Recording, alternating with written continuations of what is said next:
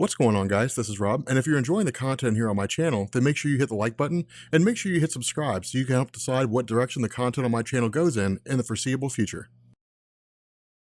Oh my god, Rob Core.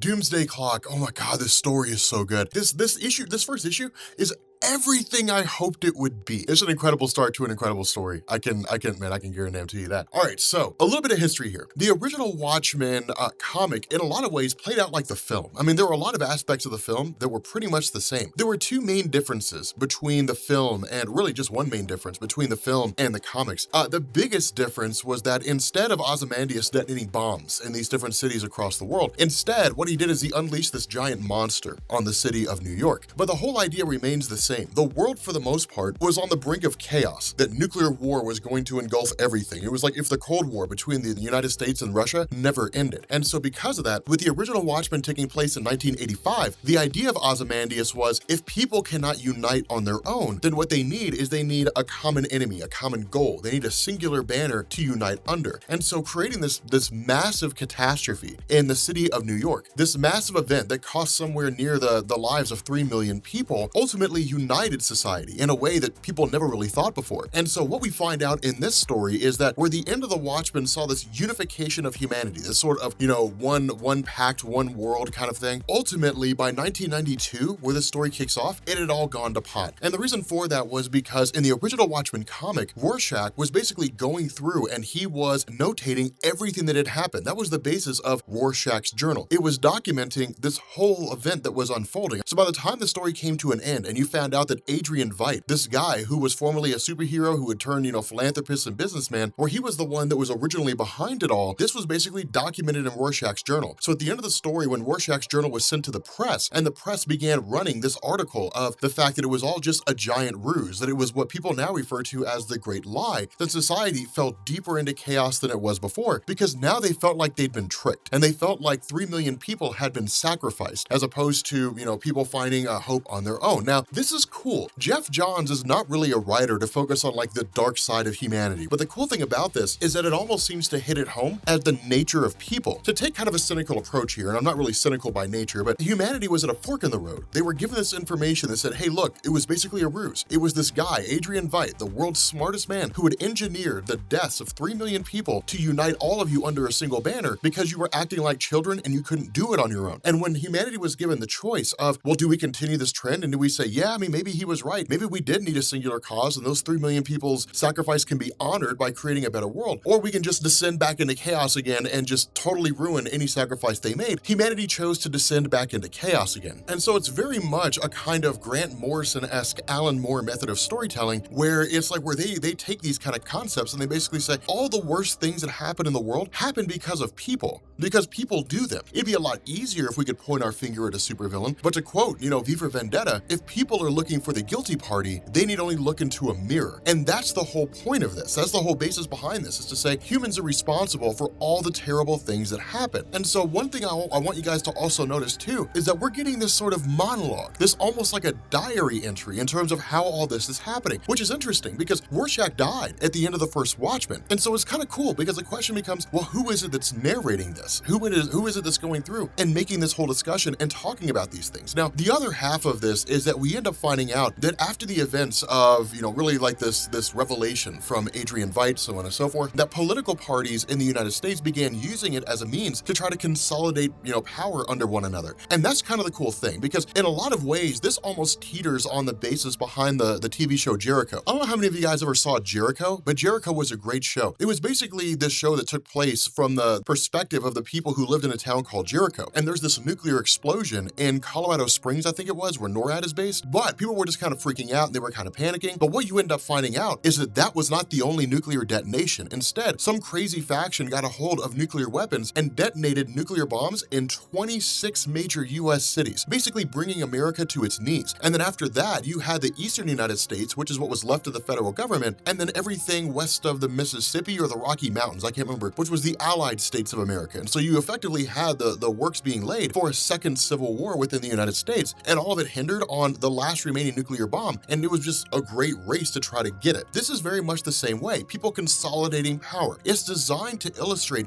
absolute chaos and complete and total pandemonium. Not only that, because of the fact that this is all predicated on the Great Lie, it means not only is the United States descending into madness, it's also other countries too. All these different news agencies are reporting about how Russia is invading other territories, expanding its empire, different things like that. And that's why it's kind of crazy, because we don't know which of these is true. And when I say which of these, well, we'll find out here in a second. But what we end up finding out from this whole, bit of a monologue is that the news network started publishing it, the news network started talking about it, then the government started systematically shutting them down. The government just has a sweeping amount of power, more so than it had before. The president's kind of out of the picture. Nobody really cares about what it is that he's doing, or they're trying to figure out what it is that's going on. But Adrian Veidt is the world's most wanted man. The world's on the hunt for Adrian Veidt. And so what we end up doing is we actually end up having a member of the press who's actually inciting rebellion among the people. Rise up against your government. And they're immediately quashed. They're immediately silenced. And the whole idea is that in turn, we basically get the national news network, this giant propaganda piece. And that shows you how far things have fallen. In the span of 7 years, from the end of the first Watchmen story till this one starts, humanity experienced this golden era of peace, and then humanity brought this golden era of peace to an end. And now we basically have this propaganda machine cranking out information. Russia's invaded Poland. We have to respond with nuclear weapons. And so what we end up doing is that in the middle of all this panic, in the middle of all this chaos, we basically pick up in a prison where,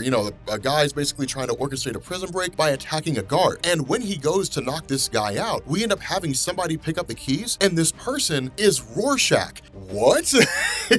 How did Rorschach live? Where did Rorschach come from? Now, here's the funny thing. So we were at New York Comic-Con, and we got the ash can for this whole thing. And for those of you guys who don't know, the ash can is basically like, hey, here's just kind of a preview, rough draft kind of a thing on what the story is going to be, on what the story is going to look like. And it was super cool because like myself and Comic Storian, we were sitting in the panel with like Geoff Johns and maybe like 500 or 600 other people. And Geoff Johns was like, hey, so do you guys want to see like the preview for like for Doomsday Clock? And we were like, yeah, man, like we really want to see that. And so he starts running over, like showing the preview and everything. And he got to this point, dude, the top plum came off that place. You guys should have seen it. It was bananas. People were freaking out over the fact that Rorschach came back. We basically pick up with Rorschach as he makes his way through. And this is very Rorschach-esque in terms of how this thing unfolds. He went to a diner, to get some breakfast. And the woman that normally serves this pancake syrup, her boyfriend took her, out back, and then she came back with bruises and a busted lip. Rorschach found the guy, stabbed a fork through his tongue, broke his hands. I mean, it was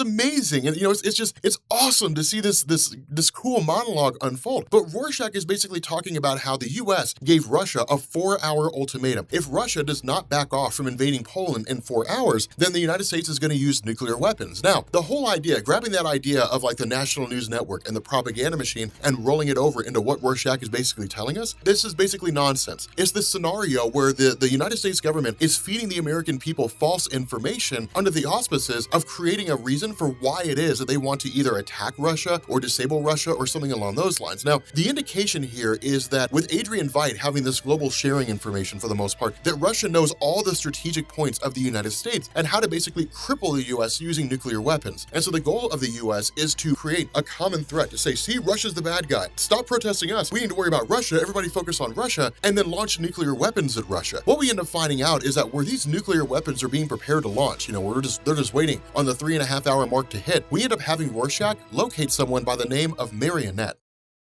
Now, there is a reason for why these characters are here, and we'll talk about that in a second. But one thing I hope you also notice about how Rorschach talks is that it's very much in broken English. When Rorschach spoke in the Watchmen comics, for the most part, it was kind of broken to a degree, but it was still like traditional English, regular English, the way that we normally speak. It does feed into the idea that if this is Rorschach who's returned from the dead, then things just aren't quite right from him, aren't quite right with his character. So it's kind of cool in terms of how this unfolds. But with regards to the character of Marionette, Rorschach popping up basically says, hey, look, I'm going to hire you for a job, and the payment for this job is the location of where your child is. And this is cool because Marionette freaks out and immediately tries to attack Rorschach. Now from there, her idea is, well, then we have to find my husband, we have to find Mime. And this is cool because once they locate Mime, it's in the middle of this massive prison break where guards are being beaten up and different things like that. And we end up finding out that Mime is putting on somewhat of a show in the sense that where a couple of prisoners consider him to be sort of nonsense, the fact that he never talks. When Rorschach and Marionette show up, Marionette makes the case, well, this is just part of Mime's show. Just wait and watch. And Mime basically responds by just killing all these prisoners. But the reason why I say these are characters that Johns put in here intentionally was because during New York Comic Con, Johns had basically said, these are versions of Punch and Julie. Now, Punch and Julie are old Charlton comic characters, and they made their appearance back in Captain Atom number 85 in 1967. Now, of course, we talked about Charlton Comics before, one of a myriad of comic book publishers, really from like the 1940s going into the 1960s. The problem was by the time the 1970s and 80s came around, Charlton just wasn't able to stay afloat anymore. And so DC had basically purchased up a lot of the characters that they had and then rolled those characters into DC itself, which is where we got Blue Beetle, different things like that. But Punch and Julie were basically just these nonsensical characters. They were characters where they basically found some alien technology. They ran a puppet show called Punch and Judy. And the whole thing was that when they became criminals, they started calling themselves Punch and Julie, and that was really it. Most recently in DC Rebirth, they were part of I Am Bane, where Batman broke into Santa Prisca, where he was forming a suicide squad of his own of sorts in order to invade Bane's prison. That was really the basis behind that, you know, for the purpose of taking Psycho Pirate, bringing him back to Gotham in order to cure Gotham Girl. Again, I have that in the Batman playlist that you guys are welcome to check out. That's the actual Punch and Julie over there. These characters, Mime and Marionette, are based on those characters. Grabbing a vehicle and taking off, what they end up doing is, of course, Rorschach keeps making allusions to his partner. You know, now the indication here is because of the direction they go in, their partner is actually Night Owl. And that's cool here because they go to like, you know, the owl ship and they're in the base of the old Night Owl. They have the Night Owl suit and everything there. But what we end up finding out is his partner is not Night Owl. His partner is Ozymandias. And I was just like, what? No way! And it's crazy because Ozymandias has been hiding underground this entire time. He's been just underground and he basically grabbed Rorschach. What we also find out is this is not the Rorschach that we know. It's not the Rorschach that we're familiar with. Somebody took over his name. Somebody took the title of Rorschach after the original Rorschach died. Who that person is, we don't know. But the cool thing about this is that Ozymandias really kind of hits on the mistake that he made. What he says is, I do not have the means to fix the world. We don't even know if the world can be fixed. But if the world can be fixed, if it can be restored back to the place that it's supposed to be, there's only one person who can do it. And that person is Dr. Manhattan. We have to find Dr. Manhattan. At this point, we cut away from the whole Watchmen, from everything with the Watchmen, and we pick up with Superman. What this does is it seems to pick up with like a flashback or a dream of sorts. And he's actually talking to Martha Kent, talking to Jonathan Kent about a prom that he's going to, that kind of a thing. But notice the way this is done, this is throwbacks to Superman's secret origin. For those of you guys who don't know, Geoff Johns wrote a few secret origin stories. And for the most part, secret origins are just a line of publications that DC has. They're basically just more condensed down versions of the origins as they appear. And they usually put like 2 or 3 in any one particular publication. But the whole idea was that with Geoff Johns' Secret Origin of Superman, it was like a 6 or 7 issue story that detailed this brand new origin for the character of Superman, and that's what's been used really as part of DC Rebirth in a lot of ways. Now, Superman Reborn changed a lot of that stuff, but it also brought a lot of those things back too. So it kind of rolled in this perfect origin for the new 52/classic Superman melded into a singular character. But with regards to this version of Superman, we're kind of left to assume that, you know, it's the one that we see now in DC Rebirth, but it's not. And we'll find out why here in a second. But the cool thing is that he's basically reflecting on this whole, this dance, this dance party of sorts that he's going to. And the funny thing is that back in his younger years, Superman really kind of had the hots for Lana Lang. She was the first person to learn that he had powers, basically. And she was the one that helped to train him to use his powers, to figure out how he could fly, to figure out how to control his vision, different things like that. And so she was very much an intricate part of him becoming a superhero, as much as John and Martha Kent were in teaching him his moral compass. But it's kind of cool because back in these younger days, where he had feelings for Lana in a lot of ways, Pete Ross, one of the other friends that Clark Kent had, was the first one to ask out Lana Lang.